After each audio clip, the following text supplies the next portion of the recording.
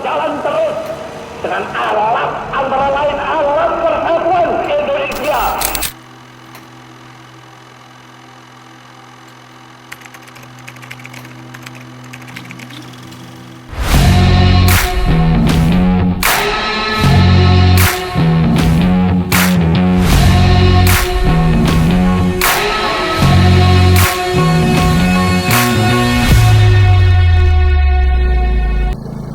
Dulu rumah saya waktu kecil di seberang sana, jadi kita miskin sekali lah. Kebetulan dulu sini ada satu lapangan sepak bola, lapangan desa. Itu juga saya nggak terlalu main gitu. Tetapi dalam pikiran saya setelah saya dewasa, apa sih yang sebenarnya bisa untuk orang tahu Pati itu apa? Ternyata salah satunya sepak bola ini. Awalnya hanya 7 lapangan, bisa ada 2 sintetis, 4 lapangan biasa, dan 1 lapangan pasir. Ini tentunya untuk memberikan satu fasilitas yang cukup baik kepada anak didik kami. Dengan beriringnya waktu, saat ini sudah 200 lebih murid kami. Dan alhamdulillah terus berjalan dan terus berjalan. Kita bangun juga asrama yang nantinya cukup untuk 500 orang. Gitu. Jadi saya berpikir rata-rata pemain sepak bola kalau usianya sudah pensiun, ini kan kita berpikir juga akademiknya. Supaya akademiknya paling tidak mereka juga mempunyai ijazah yang tentunya bisa dimanfaatkan untuk di kemudian hari. Jadi sepak bola bukan hanya melulu sepak bola. Kalau di kami di sini kita juga kasih pendidikan akademik yang tentunya bisa memberi bekal buat di kemudian hari. Kami mulai dari SD, SMP, SMA, universitas, dan ini bagian daripada memang memadukan antara olahraga dan akademik. Kami ingin mendidik siswa-siswa yang hobi olahraga, terutama sepak bola, dan mempunyai akademi ini mesti seimbang. Jadi artinya anak-anak ini punya hobi sepak bola, tetapi tidak melupakan dari pelajaran yang di sekolah. Tentunya kita juga di universitas, kita ada jurusan pendidikan olahraga. Kita ada ekstrakurikulernya, mungkin tadi disampaikan di sini kita juga ada kandang kambing, kandang domba, yang ini bagian kecil untuk mereka bahwa beternak domba juga itu kan perlu kita pelajari juga kan gitu. Beternak itu kan sangat baik kan gitu loh. Terus kita juga di sini ada 16 prodi. Kalau kita universitas kita ada 16 prodi pendidikan, ada pendidikan guru SD, ada sarjana hukum, ada ekonomi. Kita ada 16 prodi. Inilah bagian dari komplitnya kita, dan tentunya ini bisa dipakai untuk role model juga di suatu daerah yang lain gitu. Sebagai sekolah yang berbasis boarding school, SMP Terpadu Bina Bangsa itu memberikan pembelajaran tidak hanya akademik, tetapi juga pembinaan mental dan spiritual. Di kompleks pendidikan kami memiliki masjid dan juga kapel atau gereja untuk anak-anak kami beribadah sesuai dengan kepercayaan masing-masing. Sekolah ini tidak hanya membekali akademik saja, tetapi dengan kemampuan skill sepak bola yang handal dan profesional. Akhirnya diadakanlah pendidikan sepak bola di lingkungan pendidikan kami. Selain itu, mental juga kami didik mulai dari bangun tidur hingga tidur lagi, semua berbasis disiplin. Jadi sudah ada peraturan yang harus dilaksanakan oleh anak-anak kami. Tidak hanya itu, peraturan itu dibuat juga atas kesepakatan dengan orang tua murid, sehingga komunikasi dua arah antara sekolah dengan orang tua murid juga sangat terjaga dengan baik. Kami memiliki banyak sekali coach yang profesional dengan latar belakang yang luar biasa, dan di situ anak-anak kami dididik secara kemampuan skill sepak bolanya sesuai dengan kemampuan mereka. Yang unik dari sekolah ini adalah sebuah nasionalisme. Siswa di sini adalah siswa dari seluruh Nusantara, mulai dari Sabang sampai Merauke. Di sini mereka berproses untuk menjadi atlet sepak bola yang profesional, tetapi tetap mengedepankan nilai-nilai akademis. Pertama, mereka mendapatkan ijazah formal, mulai dari SD, SMP, sampai SMA. Selain fasilitas yang terus-menerus diperbaiki, kita juga selalu memperbaiki SDM kita, sehingga nanti bisa memberikan bekal yang positif buat anak-anak kita. Tentunya kami selalu memperbaiki diri, menambah fasilitas tentunya kalau memang itu syukur-syukur ada support dari pemerintah untuk menguatkan di sini. Kita sudah ada lapangan yang cukup banyak ini, dan ini kita juga bekerja sama dengan desa juga untuk menguatkan bagaimana di Kabupaten Pati ini, terutama di Desa Mojo Agung, Kabupaten Pati, ya tagline kita adalah dari desa untuk Nusantara. Saya sangat berharap juga kalau mungkin timnas ya usia muda lah ya berlatih di sini, kami siapkan tentunya. Kan ada beberapa klub juga kemarin yang udah TC di sini, ada Madura United, ada juga Barito. Ya nggak usah jauh-jauh TC, kita bisa lihat di sini bahwa pemusatan latihan di sini dan tidak terlalu dekat dengan kota. Memang ini di desa dan fokus untuk anak-anak ini lebih kuat. Kami menyediakan fasilitas, kami menyediakan pelatih, kami menyediakan guru dan sudah komplit di situ. Dan saya rasa belum ada satu sekolah sepak bola yang, mohon maaf, bukan kami sombong, tetapi ini adalah bagian yang terkomplit. Jangan ragu bahwa di tempat kami kita sediakan tempat yang untuk berlatih anak-anak dengan baik.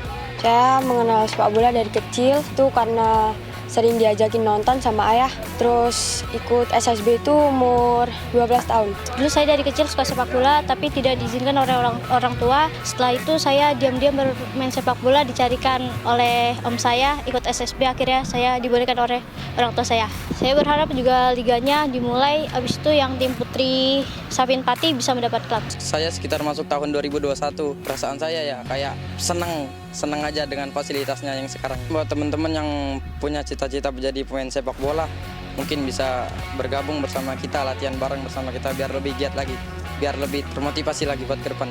Nama saya Muhammad Diki Rizky, biasa dipanggil Kiki, saya asal Bandung. Nama saya Gufran Al-Ghazali, asal saya dari Tidore, Maluku Utara. Yang saya lihat karena fasilitasnya lengkap, terus juga pelatih-pelatihnya bagus-bagus juga. Fasilitasnya juga luar biasa ya, pelatih-pelatihnya juga, program-programnya bagus. Buat teman-teman yang di Tidore, nggak usah ragu kalau mau masuk ke Safin Pati. Di sini fasilitasnya lengkap, bagus dan juga aman. Sekolah-sekolahnya juga sudah ada di sini, jadi nggak perlu ribet lah kalau mau sekolah. Ya mungkin yang pertama-tama intensitas latihannya. Ya kita 1 minggu itu hampir 8 kali. Sebetulnya kalau kita mau bandingkan dengan SSC juga nggak terlalu jauh lah. Cuma karena kita punya fasilitas lapangan itu yang kita manfaatkan untuk latihan lebih banyak untuk anak-anak. Nah yang kedua, kita juga menerapkan di sini kayak seperti belajar mereka profesional. Karena kan lapangan banyak nih, jadi nggak tunggu-tungguan kan. Tapi kita sudah atur pagi jadwal itu kelompok umur sekian, latihan lapangan ini. 30 menit sebelum latihan mereka sudah di lapangan, mereka sudah lakukan aktivasi sebelum masuk di latihan intinya. Mungkin itu yang kelebihan yang kita punya di Safin Sports School. Yang saya alami masalah disiplin, disiplin untuk usia muda.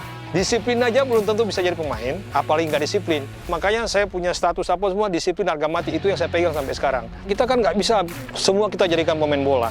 Contohnya kalau dia misalnya tidak ada bakat main bola, itu saya langsung bicara dengan orang tuanya. Ini anak sepak bolanya kalau kita latih dengan yang lain pasti terlambat karena memang nggak punya bakat. Tapi di akademiknya bagus. Bagaimana ibu? Mau tetap di sini atau mungkin dia difokuskan di sekolah? Karena sayang, karena dia punya kelebihan di misalnya di akademiknya. Salah satunya yang buat daya tarik orang tua kenapa mau di sini dan anak-anak ya fasilitas ini layak banget. Karena di sini kemarin kita ada Barito sudah 2 minggu di sini, Madura 2 minggu di sini. Itu pelatih orang bule datang ke sini itu mereka bilang di Jepang dia paling banyak 2. Kita ada 7 dan semua kualitasnya menurut mereka ya kualitasnya bukan lapangan yang asal dibikin. Kalau kita membicara akademik nomor 1 lapangan. Kalau lapangannya nggak bagus itu kita sudah nggak bisa latihan teknik. Tapi di sini semua dia bilang, gila ini Bapak itu gila sampai memikirkan segitunya loh untuk sepak bola khususnya untuk Indonesia. Mainly-nya saya ngebantu ayah saya untuk membangun sekolahnya dari segi pembangunan dan juga saya lebih fokus ke pembudidayaan manusia. Jadi saya membantu mereka untuk meningkatkan kesadaran mereka tentang kehidupan sehat, kesadaran untuk berolahraga, kesadaran untuk fokus dan meditasi. Pentingnya keheningan pikiran. Dulu kita namanya kan sekolah sepak bola ya bang ya, tapi sekarang diganti menjadi Safin Sports School. Sport itu kan nggak cuma sepak bola bang, ya kan? Sport ini luas, termasuk meditasi juga menurut saya itu sebagai olahraga untuk mental. Kita juga lagi membangun lapangan badminton, lapangan voli, lapangan basketball. Dari visi saya itu akan menjadi salah satu sekolah olahraga terbesar di Indonesia. Mungkin belum ada ya yang ada kelas mata pelajaran meditasi atau melatih pernapasan. Tapi banyak atlet di luar sana yang udah mengimplement ilmu meditasi ini bang.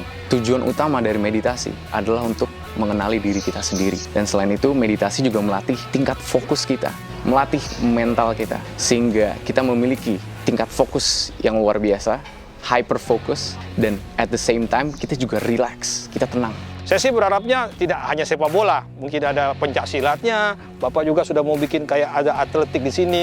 Ya, jadi memang namanya sport itu kan banyak macam. Tapi memang andalan kita sementara ini sepak bola. Karena saya punya target, saya hampir 2 tahun di sini. Saya sudah bilang Bapak 3 tahun Pak, saya punya target ada anak-anak yang masuk di timnas khususnya di U17. Dengan fasilitas ini loh, kalau sampai tidak ada masuk, berarti ada yang salah dengan kita cara melatihnya. Saya pikir, ayo mari kita membangun sepak bola ini dengan baik, membangun karakter anak-anak ini dengan baik, ya dimulai dari desa-desa. Karena di desa-desa ini banyak lapangan-lapangan yang tentunya bisa dimanfaatkan untuk menguatkan. Cari bibit-bibit di desa, mari kita dorong supaya ya invest di sini tentunya untuk menguatkan dari desa untuk Nusantara. Yang bakal saya ciptakan di sini itu adalah komunitas yang sadar akan kesehatan dan juga kebersihan dan juga olahraga juga itu faktor penting, Bang. Jadi mereka sehat, mereka pikiran mereka damai, dan mereka hidup secara manusia yang lebih utuh. Kita tidak hanya mengutamakan fisik dan sepak bola doang. Kita akan memimpin satu revolusi kesadaran manusia di mana manusia benar-benar hidup secara utuh, secara penuh, secara bahagia. Dan mereka enjoying the process at the same time. Dari hati saya berkata, ini juga merupakan revolusi kesadaran manusia gitu loh. Itu sih yang membuat kita beda.